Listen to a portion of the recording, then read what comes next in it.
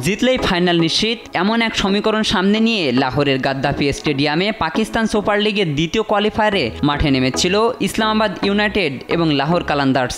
দিন শেষে ৯৫ রানের বড় জয়ে ফাইনালে উঠেছে রিশাদ সাকিব মিরাজের লাহোর। এই ম্যাচে ব্যাটে বলে সাকিব ভালো করতে না পারলেও বল হাতে ৩ উইকেট নিয়ে দলের জয় ভূমিকা রেখেছেন রিশাদ।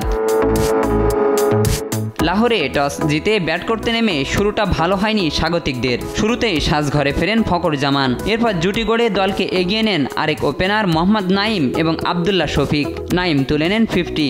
এরপর শেষ দিকে আসিফ আলীর ঝড়ো ব্যাটিংয়ে ৮ উইকেটে ২০২ রানের বড় সংগ্রহ পায় লাহোর। এদিন আবারও ব্যাট হাতে ব্যর্থ হন সাকিব আল হাসান। ০ রানে সাজঘরে ফেরেন এই টাইগার অলরাউন্ডার। অন্যদিকে ইনিংসের শেষ বলে রান আউট হওয়ার আগে ২ বলে ৫ রান করেন রিশাদ। আরেক অলরাউন্ডার মেহেদী হাসান মিরাজ এদিন একাদশে সুযোগ পাননি।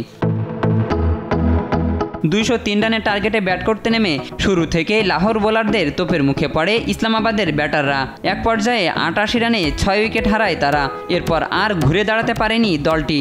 ১০৭ রানেই গুটিয়ে যায় শাদাব খানের দল। ফলে বড় জয়ে ফাইনালে ওঠার উল্লাসে মাতে লাহোর।